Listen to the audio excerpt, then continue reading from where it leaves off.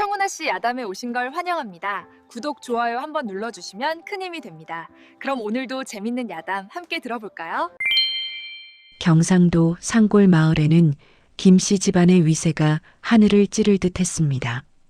백마지기가 넘는 논밭, 곳간마다 쌓인 만석의 곡식, 3대에 걸쳐 벼슬아치를 배출한 명문가였지요. 대문 앞에는 과거 급제를 축하하는 홍살문이 세워져 있었고, 집안 곳곳에서는 하인들의 부지런한 발걸음 소리가 끊이지 않았습니다. 사람들은 이 집안의 번영이 어디서 시작되었는지 모두 알고 있었습니다. 바로 그 거지각시 박연희 때문이었지요. 마을 사람들은 입을 모아 말했습니다. 저 집 며느리가 복을 불러왔어. 정말 하늘이 내린 며느리야. 하지만 박연희가 처음 이 집 대문을 들어서던 날은 전혀 달랐습니다. 남루한 옷을 입은 처녀가 초라한 가마에서 내릴 때 동네 사람들은 고개를 절레절레 흔들었지요. 저 집안은 이제 완전히 끝났구만. 거지를 며느리로 맞다니. 그날은 조선 중기 어느 쌀쌀한 가을날이었습니다. 경상도 안동 근처 산골 마을 김씨 집안은 대대로 내려오는 양반가였습니다. 선조 때 높은 벼슬을 지낸 분이 계셨다지만 그건 이미 먼 옛날 이야기였지요. 지금의 김씨네는 글공부만 고집하다 농사일도 제대로 못하는 그저 양반 체면만 겨우 유지하는 집안이었습니다. 가장인 김진사는 평생 과거를 준비했지만 한 번도 붙지 못했고 그 아들 김철수 역시 아버지를 닮아 글공부만 했습니다. 밭은 황폐해지고 빚은 눈덩이처럼 불어났지요. 집안 살림을 책임지던 김진사의 부인은 날마다 한숨만 쉬었습니다. 아들놈이 30이 넘도록 장가를 못 가니 이 집안이 대가 끊기는 것 아니겠소? 김철수는 키가 훤칠하고 글공부는 제법 했지만 가난한 집안 형편 때문에 혼처를 구하기가 어려웠습니다. 제법 되는 집안에서는 거들떠보지도 않았고 가난한 집에서는 또 양반 체면 때문에 선뜻 나서지 못했지요. 그러던 어느 날 이웃 마을에서 한 가지 소식이 들려왔습니다. 동네 아낙네들이 우물가에서 수군거리는 소리가 김씨네 담장 너머로 들려왔지요. 저 윗마을의 처녀 하나가 혼처를 찾는다던데. 아이고, 그 가난한 처녀 말인가? 어려서 부모를 다 여의고 거지처럼 살았다지? 그렇다더군. 제대로 된 옷 한 벌도 없이 친척 집 곳간을 청소하며 겨우 연명한다던데. 빌어먹지 않는 게 다행이라더군. 김철수의 어머니는 그 소리를 듣고 마음이 복잡해졌습니다. 거지 같은 며느리를 맡는다는 게 체면이 말이 아니었지만 아들이 장가를 못 가는 것보다는 나았지요. 며칠을 고민하던 끝에 김씨네 어머니는 남편에게 조심스럽게 말을 꺼냈습니다. 영감 입마을의 처녀 하나가 혼처를 찾는다는데 우리 철수 장가를 보내는 게 어떻겠어? 김진사는 미간을 찌푸렸습니다. 거지나 다름없다고 들었어. 우리가 아무리 어려워도 양반가 아니여. 그런 처녀를 얻지. 영감 철수가 30이 넘었으오. 이러다 정말 장가를 못 가면 어쩌려고 그러시오? 우리 대가 끊기는 게 더 수치스럽지 않겠어? 김진사는 한참을 말없이 앉아 있다가 고개를 끄덕였습니다. 체면보다는 대를 잇는 게 먼저였지요. 중매가 오가고 박연희라는 처녀와 혼담이 진행되었습니다. 박연희는 18살로 부모를 일찍 여의고 먼 친척 집에서 온갖 천대를 받으며 자랐다고 했습니다. 지참금은커녕 혼수도 전혀 없지만 부지런하고 말수가 적다는 소문이었지요. 혼례날이 다가왔습니다. 가을 단풍이 붉게 물드는 계절이었습니다. 김씨네에서는 초라하나마 혼례 준비를 했지요. 동네 잔치집 같은 성대함은 없었지만 그래도 최소한의 예는 갖추었습니다. 신부 가마가 대문 앞에 섰습니다. 동네 사람들이 몇몇 나와서 구경했지요. 가마문이 열리고 박연희가 내렸습니다. 낡고 누더기 같은 홀레복을 입은 박연희는 정말로 거지나 다름없었습니다. 보따리 하나 없이 그저 몸 하나만 덩그러니 왔지요. 홀레복마저도 친척집에서 빌린 듯 기운 자국이 여기저기 보였습니다. 얼굴은 여윈데다 손은 거칠고 갈라져 있었습니다. 동네 사람들이 수군거렸습니다. 저게 뭐야? 정말 거지를 데려왔네. 김신혜도 이제 끝이구만. 저런 며느리를 들이다니. 하지만 박연희의 눈빛만큼은 맑고 단단했습니다. 고개를 숙인 채 조용히 걸어 들어오는 모습에서 어떤 꺾이지 않는 기운 같은 것이 느껴졌지요. 김신의 어머니는 대청마루에 서서 며느리를 맞이했습니다. 박연희는 무릎을 꿇고 정중하게 절을 올렸습니다. 어머님, 부족한 며느리지만 정성껏 모시겠습니다. 목소리는 작았지만 또렷했습니다. 김신의 어머니는 며느리의 손을 잡아 일으켰지요. 손은 거칠었지만 따뜻했습니다. 혼례가 끝나고 밤이 깊었습니다. 김신의 어머니는 잠을 이루지 못하고 뒤척였지요. 남편이 물었습니다. 왜 잠을 못 이루시오? 영감. 저 거지 같은 며느리를 들였는데 이 집안이 과연 일어설 수 있을까요?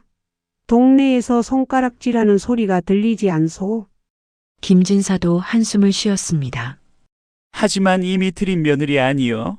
하늘의 뜻을 따라야지요.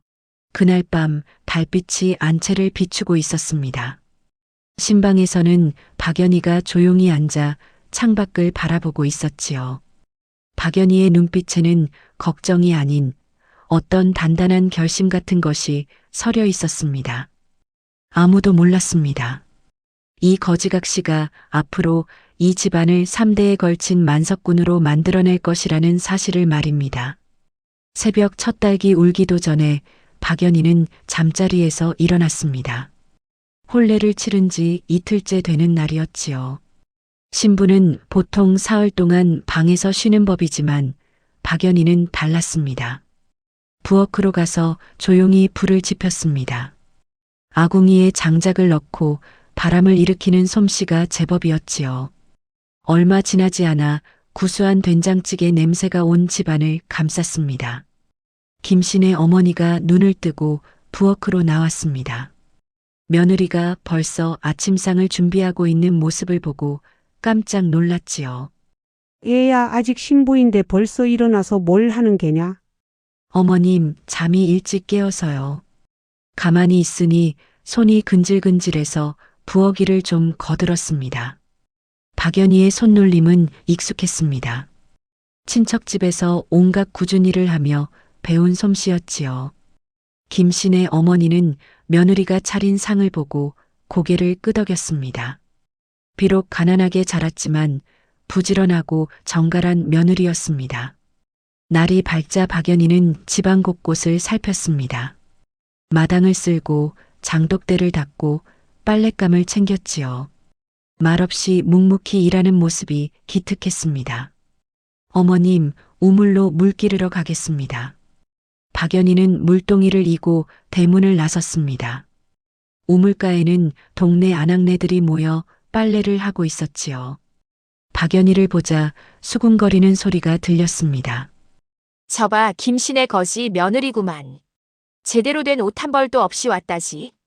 박연희는 아무 말 없이 조용히 물을 길었습니다. 남의 말에 동요하지 않는 단단한 마음이 있었지요. 며칠이 지났습니다. 박연희는 새벽같이 일어나 집안일을 거들고 밭으로 나가 풀을 뽑았습니다. 김철수가 글 공부하는 사랑채에는 정갈하게 차를 끓여 날랐지요. 시부모님께는 아침 저녁으로 문안을 드렸습니다. 김신의 어머니는 며느리의 부지런함에 조금씩 마음을 열어갔습니다. 비록 거지처럼 들어왔지만 정성만큼은 그 누구보다 각별했지요. 어느 가을날 아침이었습니다. 박연희가 대문을 열고 나가려는데 대문 앞에 노인 하나가 쓰러져 있었습니다. 남루한 옷을 걸친 거지 노인이었지요. 숨은 붙어 있었지만 기력이 다한 듯 움직이지 못했습니다. 박연희는 재빨리 안으로 들어가 물 한 그릇을 떠왔습니다. 노인의 입에 물을 조금씩 적셔주었지요. 노인이 천천히 눈을 떴습니다. 물 좀. 박연희는 물을 먹이고 부축해 일으켰습니다. 그 모습을 본 동네 사람들이 지나가며 말했습니다. 저 집 며느리도 거지인데 거지를 또 걷어들이네. 참 기가 막히네. 박연희는 노인을 안으로 모셨습니다. 부엌으로 가서 따뜻한 죽을 끓여 대접했지요. 김씨네 어머니가 놀라서 물었습니다. 애야, 저 노인은 누구냐? 우리도 먹을 게 없는데 어찌 거지를 드렸느냐? 어머님, 사람이 굶어 쓰러졌는데 그냥 둘 수는 없었습니다. 제 밥을 덜어드리면 됩니다.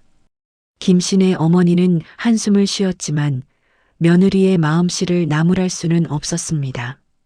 자신도 어려운 처지이면서 남을 돌보는 며느리가 기특하기도 했지요. 노인은 사흘 동안 김씨네에 머물렀습니다. 박연희는 아침 저녁으로 죽을 끓여 대접하고 옷을 빨아주었습니다. 노인의 얼굴에 조금씩 생기가 돌았지요. 사흘째 되는 날 노인이 박연희를 불렀습니다.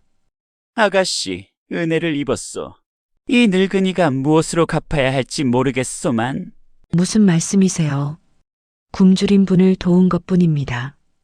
어디 가실 곳이 있으신가요? 노인은 고개를 끄덕였습니다. 이제 떠나야겠어. 하지만 아가씨의 은혜를 잊지 않을 것이요. 언젠가 반드시 보답하겠어. 노인은 허리를 굽혀 인사하고 대문을 나섰습니다. 박연희는 조용히 노인의 뒷모습을 바라보았지요. 노인이 돌아서며 한 번 더 고개를 숙이고는 천천히 마을을 빠져나갔습니다. 동네 사람들은 비웃었습니다. 없는 살림에 거지한테 밥을 먹이다니. 하지만 박연희는 개의치 않았습니다. 다시 부엌으로 가서 밥을 짓고 밭으로 나가 김을 맸지요. 묵묵히 자신의 일을 했습니다. 그날 저녁 김씨네 식구들이 저녁상을 받았습니다. 김진사가 며느리를 보며 말했습니다. 아가, 내 마음씨는 착하구나. 하지만 우리 형편도 어려운데 거지까지 돌볼 여력은 없다.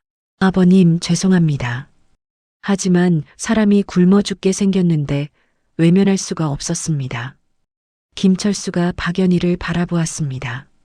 아내의 맑은 눈빛에서 무언가 흔들리지 않는 신념 같은 것이 느껴졌지요. 그날 밤 박연희는 창밖을 바라보며 생각했습니다.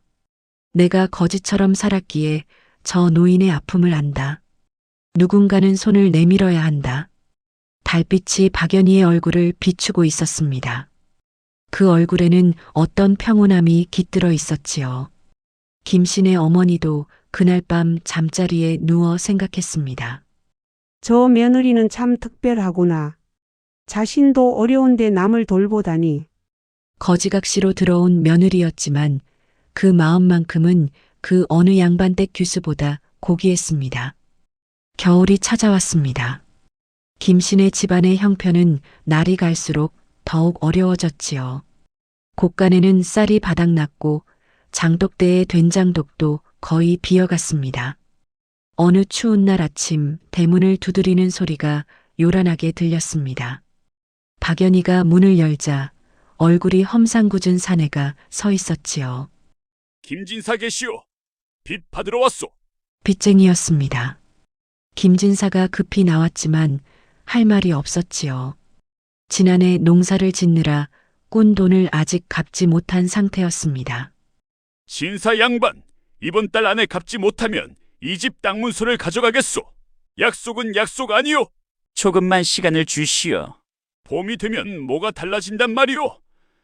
양반이면 약속을 지켜야지. 빚쟁이는 고함을 지르며 돌아갔습니다. 김진사는 마당에 주저앉아 한숨만 쉬었지요. 박연희는 조용히 시아버지를 부축해 일으켰습니다. 아버님, 제가 품을 팔아서라도 돈을 마련해 보겠습니다. 며느라가 미안하구나. 내가 무능해서 이 꼴이 되었구나. 김진사의 목소리에는 절망이 묻어났습니다. 평생 글 공부만 하던 양반이 농사를 제대로 지을 리 없었고 과거 시험도 번번이 낙방했으니 길이 보이지 않았지요. 설상가상으로 김진사가 병으로 쓰러졌습니다. 한겨울 찬바람을 맞으며 밭일을 하다가 몸살이 든 것이었지요. 며칠 사이에 열이 높아지고 기침이 심해졌습니다. 김씨네 어머니는 울음을 터뜨렸습니다. 이를 어쩌면 좋으냐. 약을 사올 돈도 없는데. 박연희는 자신의 방으로 들어갔습니다. 혼례 때 친척이 준 은비녀 하나가 전부였지요. 그것마저도 낡고 작은 것이었지만 지금 집안에서는 그것이 유일한 재산이었습니다. 박연희는 은비녀를 들고 장으로 나갔습니다. 추운 겨울바람이 얼굴을 때렸지만 발걸음을 멈추지 않았지요. 장터에서 은비녀를 팔아 약값을 마련했습니다. 약방으로 가서 시아버지께 드릴 약을 샀습니다. 집으로 돌아와 정성껏 약을 다렸습니다. 시아버지께 약을 올리며 박연희는 조용히 말했습니다. 아버님, 이 약을 드시면 괜찮아지실 겁니다. 김진사는 며느리의 손을 잡았습니다. 며느라가 내 은비녀를 판 것이냐? 괜찮습니다. 장신구보다 아버님의 건강이 더 소중합니다.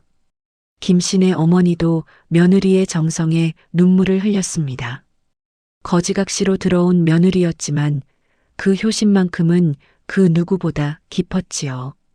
하지만 약을 먹어도 김진사의 병은 쉽게 낫지 않았습니다. 겨울 추위는 점점 더 매서워졌고 집안에는 땔감마저 떨어져 갔습니다.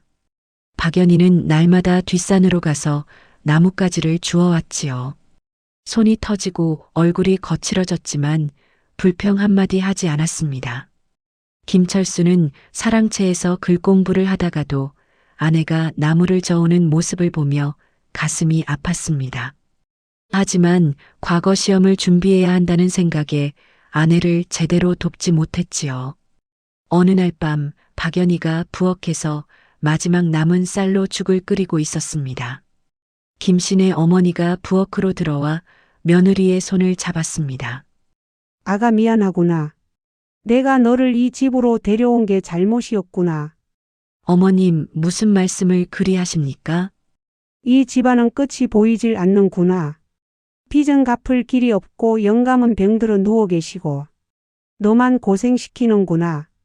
박연희는 시어머니를 바라보았습니다. 하지만 눈빛만큼은 여전히 맑고 단단했지요. 어머님, 하늘이 무너져도 솟아날 구멍은 있다고 하지 않습니까? 제가 품을 팔고 바느질을 해서라도 이 집안을 지키겠습니다. 김씨네 어머니는 며느리를 끌어안고 눈물을 흘렸습니다. 거지각시였지만 이 며느리의 마음만큼은 금보다 귀했습니다. 그날 밤 온 집안이 어둠에 잠겼습니다. 촛불조차 아껴야 하는 형편이었지요. 박연희는 창밖을 바라보며 생각했습니다. 이 고비를 넘기면 분명 길이 보일 것이다. 달빛만이 조용히 안채를 비추고 있었습니다. 겨울이 깊어가던 어느 날 저녁이었습니다. 눈보라가 몰아치는 밤 대문을 두드리는 소리가 들렸지요. 박연희가 문을 열자 눈을 뒤집어 쓴 노인 한 분이 서 계셨습니다. 이 밤에 누구십니까? 박연희가 자세히 보니 몇 달 전 밥을 얻어먹고 떠났던 그 거지 노인이었습니다. 하지만 이번에는 깨끗한 도포를 입고 있었지요. 아가씨, 기억하시오? 어르신, 어서 들어오세요. 밖이 너무 춥습니다. 박연희는 노인을 안으로 모셨습니다. 김씨네 식구들도 놀라서 나왔지요. 김씨네 어머니가 물었습니다. 저분이 누구냐? 어머님, 지난 가을에 저희 집에서 사흘 묵으셨던 분입니다. 노인은 정중하게 절을 올렸습니다. 박연희는 부엌으로 가서 따뜻한 차와 음식을 준비했지요. 비록 집안이 어려웠지만 손님을 대접하는 마음만큼은 변함이 없었습니다. 노인은 차를 마시며 김씨네 식구들을 돌아보았습니다. 김진사는 병으로 기력이 없었고 김신의 어머니는 수심에 잠겨 있었지요. 집안 곳곳에서 가난의 흔적이 역력했습니다. 저녁을 먹은 후 노인이 박연희를 불렀습니다. 아가씨 은혜를 어찌 갚아야 할지 생각하며 이곳을 찾아왔소. 어르신, 무슨 말씀이십니까? 그저 굶주린 분을 도운 것뿐입니다. 노인은 조용히 말했습니다. 나는 사실 직원이요. 전국을 떠돌며 명당을 찾아다니는 사람이지. 지난번에 이 마을에 들렀을 때 몸이 아파 쓰러졌었소. 그때 아가씨가 나를 구해주었지. 직원이시라고요? 그렇소. 내 평생 수많은 땅을 보았지만 아가씨 같은 선한 마음씨를 가진 분은 처음 보았소. 그래서 은혜를 갚고자 이렇게 찾아왔소. 다음 날 아침, 노인은 박연희와 김신의 어머니를 불렀습니다. 이틀만 시간을 주시오. 이 마을 뒷산을 살펴보고 싶소. 노인은 지팡이를 짚고 마을 뒷산을 오르기 시작했습니다. 박연희가 뒤를 따랐지요. 노인은 산자락을 이리저리 살피며 걸었습니다. 때로는 땅을 짚어보고 때로는 하늘을 바라보았습니다. 이틀 동안 노인은 산 곳곳을 다녔습니다. 김신의 식구들은 노인이 무엇을 하는지 궁금했지만 조용히 지켜보았지요. 사흘째 되는 날 노인이 김신의 식구들을 모두 불러 모았습니다. 표정이 밝았지요. 이 집 뒤편 산자락에 천하명당이 하나 있소. 천하명당이라니요? 김진사가 놀라서 물었습니다. 노인은 고개를 끄덕였습니다. 소나무 세 그루가 품자로 서 있고 그 아래 평평한 터가 있는 곳이요. 그곳은 용이 승천하는 형국의 명당이요. 그곳에 조상님을 모시면 3대가 복을 누릴 것이요. 김신의 어머니가 물었습니다. 그런 곳이 우리 집 뒤에 있단 말입니까? 그렇소. 내가 평생 땅을 보아왔지만 이런 명당은 흔치 않소. 특히 그곳은 후손이 번창하고 재물이 모이는 자리요. 박연희 아가씨의 선행이 하늘을 감동시켜 이런 복을 주신 것이요. 노인은 자세히 그 위치를 설명해 주었습니다. 김신의 집에서 뒷산으로 올라가면 소나무 세 그루가 서 있는 곳이 있다고 했지요. 그 아래 평평한 터가 바로 명당이라고 했습니다. 다만 명당은 마음이 바른 사람만이 복을 받소. 욕심을 부리거나 악행을 저지르면 오히려 재앙이 되니 조상님을 정성껏 모시고 선행을 계속하시오. 김철수가 노인에게 절을 올렸습니다.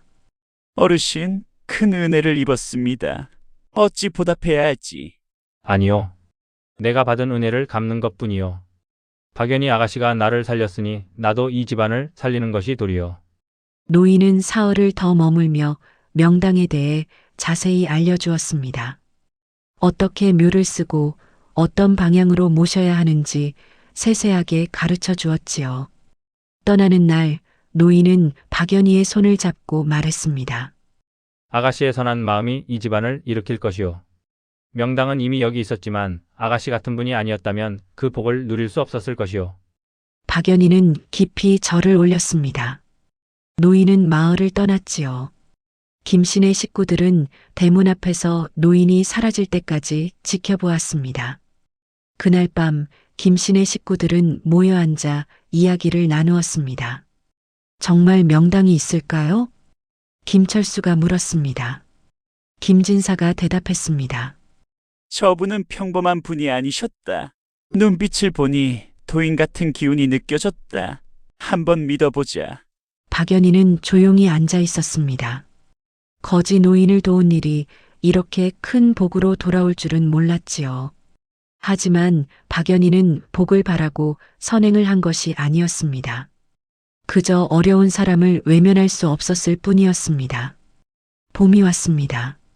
하지만 김신의 집안에는 슬픔이 찾아왔지요.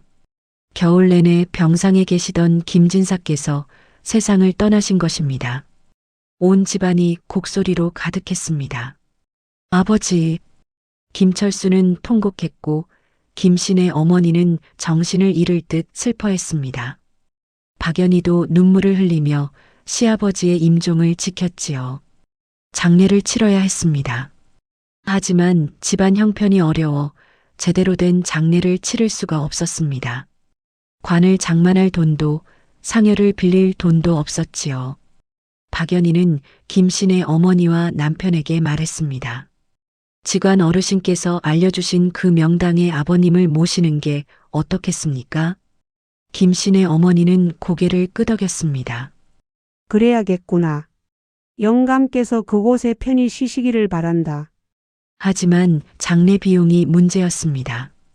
박연희는 결심했습니다. 날마다 이웃 마을로 나가 품을 팔기 시작했지요. 밭일을 거들고 빨래를 해주고 바느질을 했습니다. 동네 사람들이 말했습니다. 저 거지 며느리가 품을 팔아 장례를 치르겠다네. 참 딱하기도 하지. 하지만 박연희는 남의 말에 개의치 않았습니다. 새벽부터 밤늦게까지 일했지요. 손은 더욱 거칠어지고 얼굴은 햇볕에 까맣게 탔지만 포기하지 않았습니다. 사흘이 지나자 조금씩 돈이 모였습니다. 박연희는 그 돈으로 관을 장만하고 수의를 마련했습니다. 상여는 동네 사람들에게 부탁했지요. 장례일이 다가왔습니다. 마을 사람 몇몇이 도와주러 왔습니다. 비록 김씨네가 가난했지만 박연희의 지극한 정성에 감동한 사람들이었지요. 저 며느리 참 대단하네. 거지처럼 들어왔는데 효심은 그 누구보다 깊어. 상여가 집을 떠났습니다. 박연희는 곡을 하며 뒤를 따랐지요. 김철수와 김씨네 어머니도 함께했습니다. 직관이 알려준 뒷산의 그 자리로 갔습니다. 정말로 소나무 세 그루가 품자로 서 있었고 그 아래 평평한 터가 있었지요.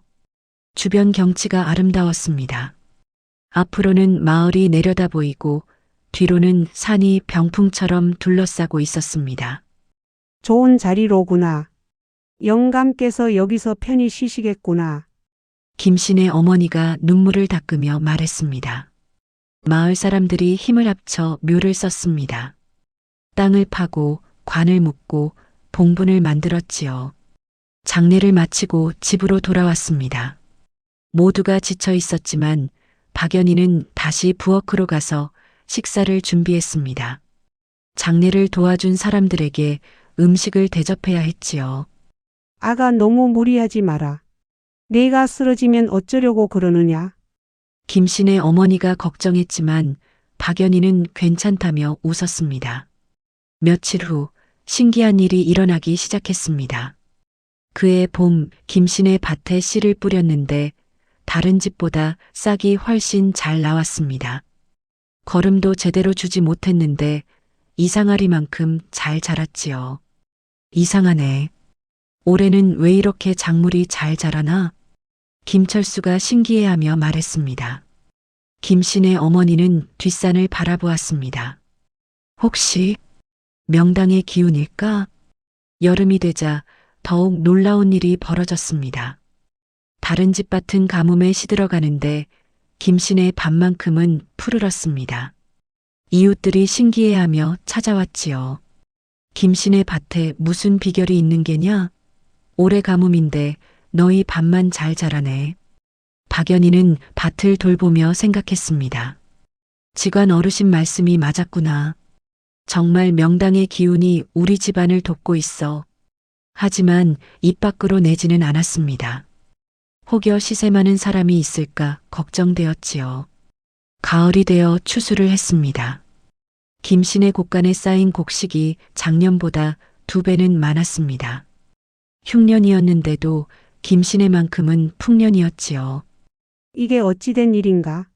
하늘이 우리를 돕는 것 같구나. 김씨네 어머니는 기뻐하며 며느리를 꼭 안았습니다. 얘야, 내가 선행을 쌓아서 이런 복이 온 것이다. 거지 노인을 돕지 않았다면 명당을 알지 못했을 게다. 박연희는 고개를 숙였습니다. 복을 받기 위해 선행을 한 것은 아니었지만 하늘이 보살피고 계신다는 생각이 들었지요. 그날 밤 온 가족이 모여 식사를 했습니다. 오랜만에 풍성한 밥상이었습니다. 김철수가 말했습니다. 아버지께서 좋은 곳에 계셔서 우리를 돕고 계신 것 같소. 이제 다시 과거를 준비하겠소. 박연희는 남편을 바라보며 미소 지었습니다.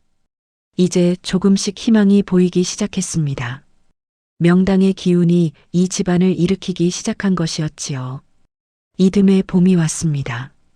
김철수는 다시 한양으로 과거를 보러 떠날 준비를 했지요.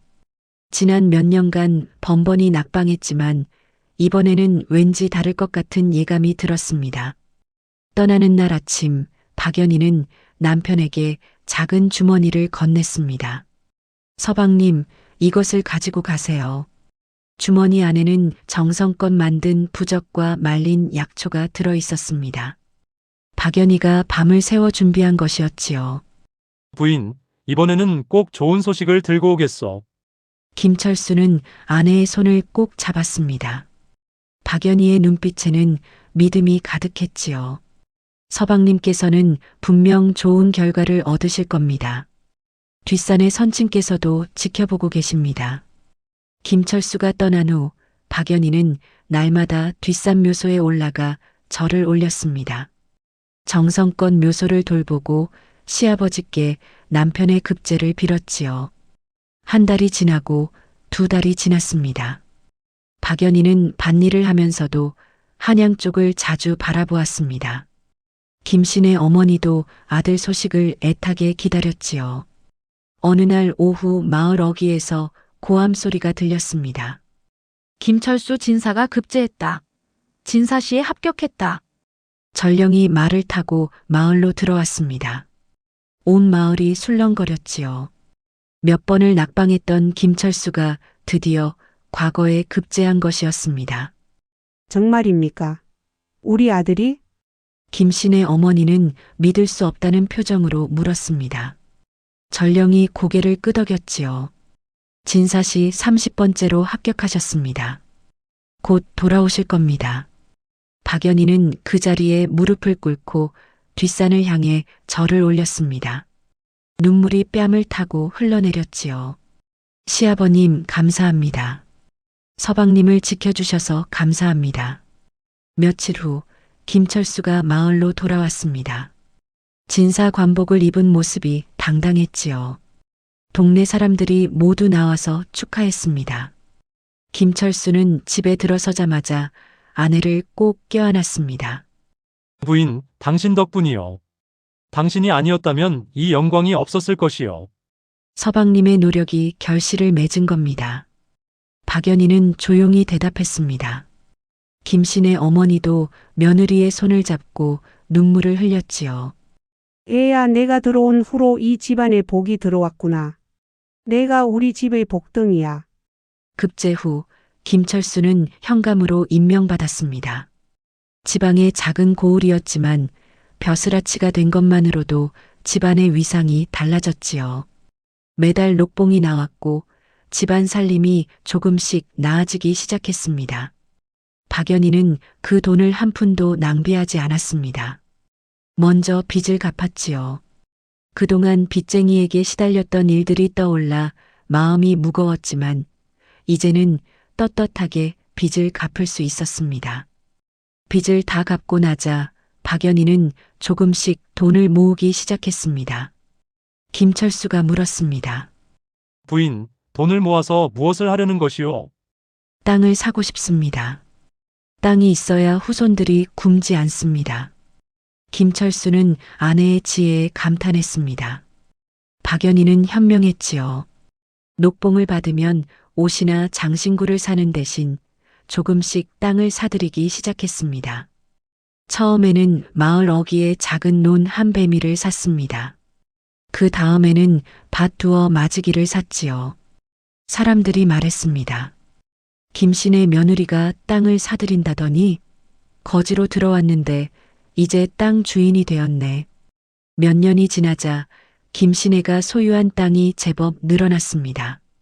그 땅에서 나오는 소출로 집안은 더욱 부유해졌지요. 김철수는 현감 일을 잘 처리해서 상관의 인정을 받았습니다. 백성들을 잘 다스리고 공정하게 판결을 내린 덕분이었지요. 다음에 승진 소식이 들려왔습니다. 임자, 이번에 승진했소. 더 큰 고을로 가게 되었소. 김철수가 기쁜 소식을 전했습니다. 박연희는 남편을 축하하며 말했습니다. 서방님께서 올바르게 일하신 덕분입니다. 승진할 때마다 녹봉도 늘어났습니다. 박연희는 그 돈으로 계속 땅을 사들였지요. 이제 김씨네는 마을에서 제법 이름 있는 집안이 되었습니다. 김씨네 어머니는 며느리를 보며 감탄했습니다. 아가, 내가 아니었다면 우리 집안은 진작 망했을 게다. 거지각시로 들어왔지만 넌 이 집안의 기둥이 되었구나. 박연희는 겸손하게 고개를 숙였습니다. 하지만 마음속으로는 기뻤지요. 이 모든 것이 거지 노인에게 밥을 준 선행에서 시작되었다는 것을 알고 있었습니다. 그날 밤 박연희는 뒷산 묘소를 바라보며 생각했습니다. 아버님, 이제 조금씩 집안이 일어서고 있습니다. 앞으로도 선행을 쌓으며 살겠습니다. 달빛이 묘소를 비추고 있었고 바람에 소나무 가지가 살랑거렸습니다. 세월이 흘렀습니다. 박연희는 아들 셋을 낳았지요. 첫째 이름은 김동수, 둘째는 김동진, 셋째는 김동철이었습니다. 신기하게도 세 아들 모두 총명하고 건강했습니다. 큰아들 김동수는 아버지를 닮아 글 공부에 재주가 있었습니다. 5살 때부터 천자문을 떼고 8살에는 사서삼경을 읽었지요. 마을 훈장이 감탄할 정도였습니다. 김진사 댁 큰아드님은 범상치 않습니다. 장원급 제감입니다. 둘째 김동진은 무예에 뛰어났습니다. 몸이 날렵하고 힘이 셌지요. 어려서부터 활쏘기와 말타기를 좋아했습니다. 셋째 김동철은 농사일에 재주가 있었습니다. 땅을 보는 눈이 있었고 작물을 돌보는 솜씨가 뛰어났지요.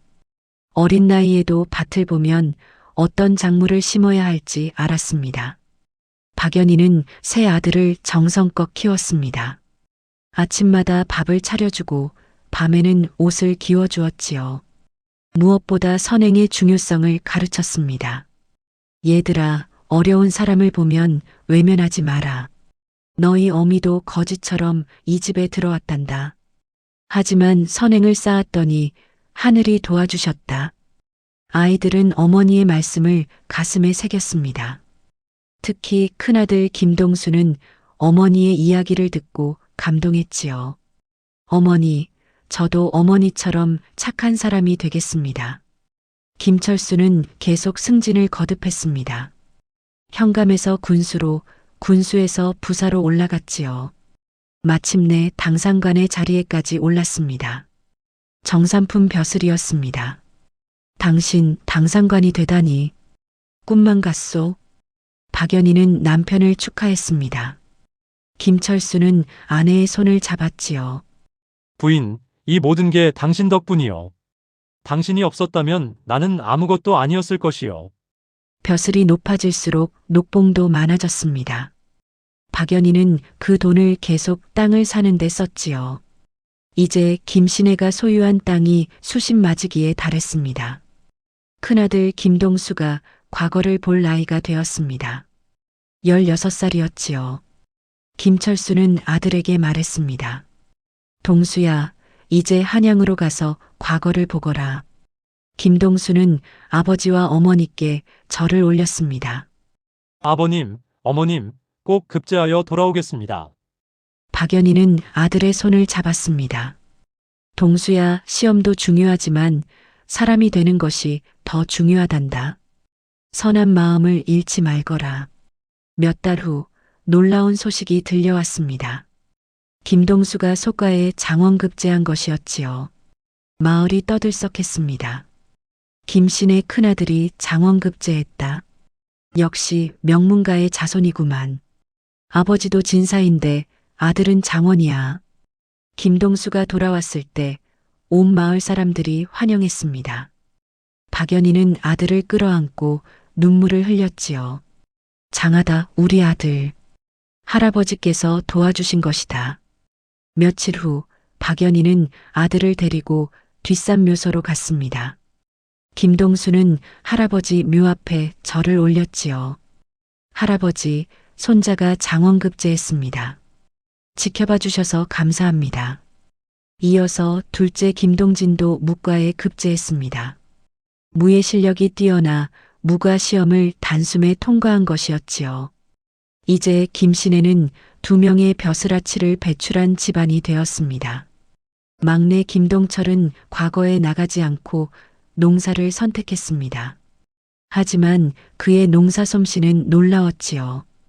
땅을 보는 눈이 정확했고 작물을 키우는 재주가 남달랐습니다. 어머니, 저는 관직보다 땅이 좋습니다. 농사를 지으면서 가문을 돕겠습니다. 박연희는 막내 아들의 말에 고개를 끄덕였습니다. 그래, 내 뜻대로 하거라. 농사도 귀한 일이다. 김동철은 어머니가 사들인 땅을 관리하며 농사를 지었습니다. 그의 손을 거친 땅은 항상 풍년이었지요. 소출이 좋아서 곡간이 넘쳐났습니다. 이제 김씨네는 마을에서 가장 부유한 집안이 되었습니다. 백성들은 김씨네를 존경했고 어려운 일이 있으면 찾아왔지요. 박연희는 언제나 그들을 따뜻하게 맞이했습니다. 어서 오세요. 무슨 일로 오셨습니까? 가난한 사람이 찾아오면 쌀을 나눠주었고 병든 사람이 오면 약값을 대주었습니다. 거지각시로 들어왔던 박연희였기에 어려운 사람들의 마음을 누구보다 잘 알았지요. 김씨네 어머니는 이제 노인이 되었습니다. 며느리를 보며 말했습니다. 얘야, 내가 처음 너를 봤을 때는 걱정이 태산 같았다. 하지만 내가 이 집안을 일으켰구나. 3대가 복을 누린다는 지간의 말이 맞았어. 박연희는 시어머니의 손을 잡았습니다. 어머님, 제가 한 것이 아니라 하늘이 도와주신 겁니다. 아니다. 내 선한 마음씨가 하늘을 감동시킨 게다. 내가 거지 노인을 돕지 않았다면 명당을 알지 못했을 게야. 그날 밤 온 가족이 모여 저녁을 먹었습니다. 큰아들은 문관으로, 둘째는 무관으로, 막내는 농사꾼으로 각자의 자리에서 빛나고 있었지요. 김철수는 당상관으로 높은 벼슬에 올랐고 집안은 날로 번창했습니다. 박연희는 가족들을 바라보며 생각했습니다. 이 모든 것이 선행에서 시작되었구나. 앞으로도 선행을 쌓으며 살아야지. 창밖으로 달빛이 쏟아지고 있었습니다.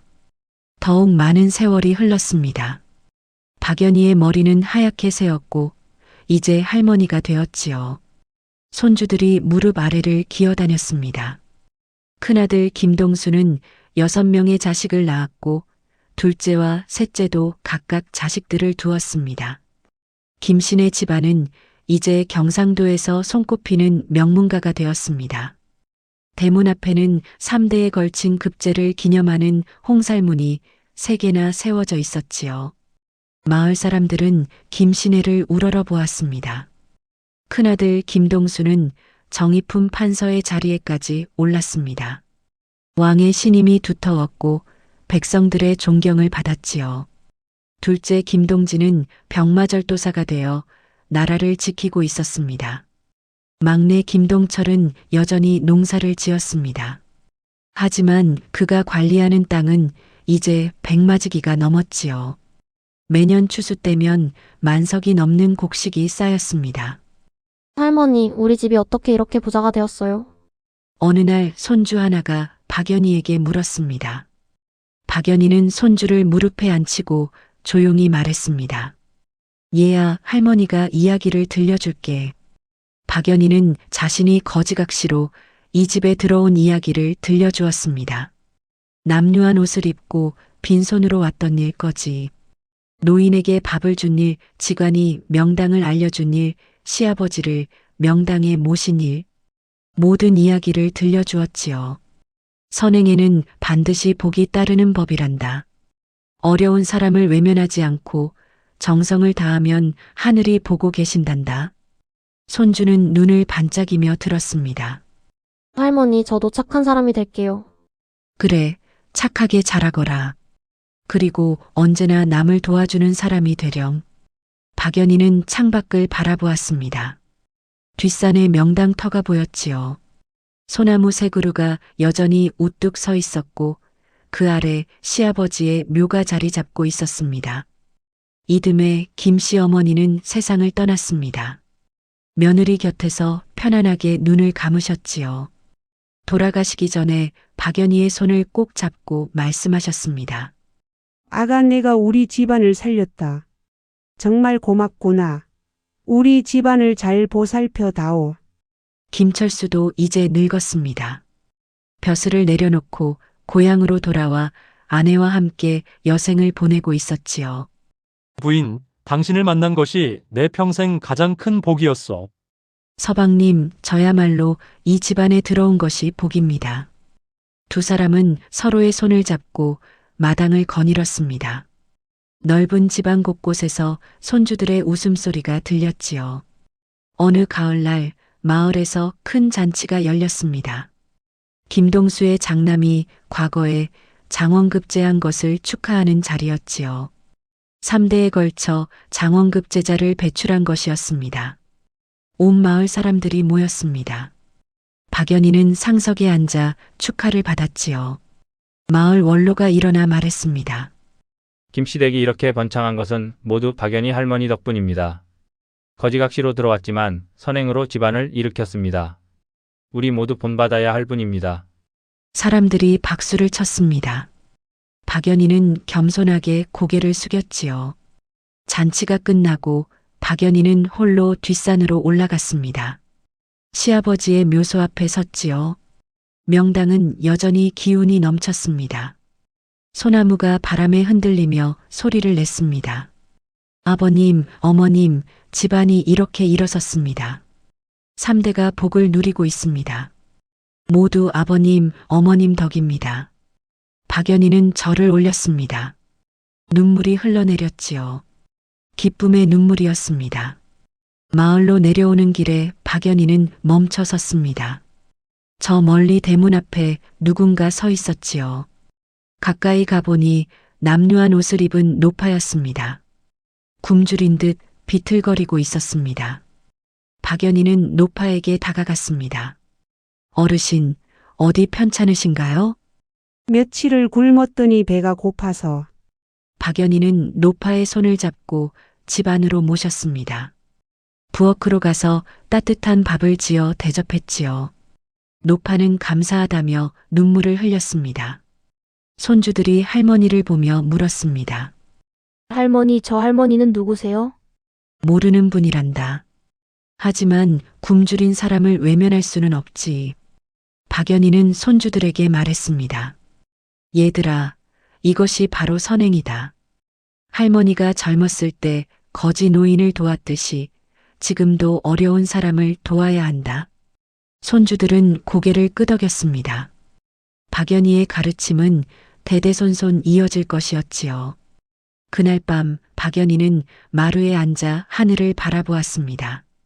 별이 쏟아질 듯 빛나고 있었지요. 온 집안이 잠들었지만 박연희는 깨어 있었습니다. 나는 거지각시로 이 집에 들어왔다. 아무것도 가진 것이 없었다. 하지만 선한 마음 하나로 이 집안을 일으켰다. 하늘은 선행을 하는 사람을 결코 버리지 않으신다. 박연희는 조용히 미소 지었습니다. 김씨 집안은 3대에 걸쳐 만석군이 되었고 그 시작에는 거지각시 박연희의 선한 마음이 있었습니다. 사람들은 이 이야기를 대대손손 전했습니다. 마을 어귀에는 박연희의 선행을 기리는 비석이 세워졌지요. 비석에는 이렇게 새겨져 있었습니다. 선행은 명당을 부르고 명당은 3대를 일으킨다. 박연희의 이야기는 경상도를 넘어 전국으로 퍼져나갔습니다. 거지각시로 시작했지만 3대 만석군을 만든 며느리의 이야기는 사람들에게 희망과 교훈을 주었지요. 세월이 더 흐른 후 박연희도 편안하게 세상을 떠났습니다. 온 마을 사람들이 모여 장례를 치렀고 박연희는 시아버지 곁에 묻혔지요. 명당 옆에 또 하나의 묘가 생긴 것이었습니다. 김씨 집안은 그 후로도 오래오래 번창했습니다. 박연희의 후손들은 대대로 선행을 쌓으며 살았고 집안은 끊이지 않고 이어졌지요. 지금도 그 마을에 가면 뒷산의 소나무 세 그루를 볼 수 있습니다. 그리고 그 아래 2개의 묘가 나란히 있지요. 사람들은 그곳을 지나며 말합니다. 저기가 바로 그 명당이야. 거지각시 박연희가 3대 만석군을 만든 터지.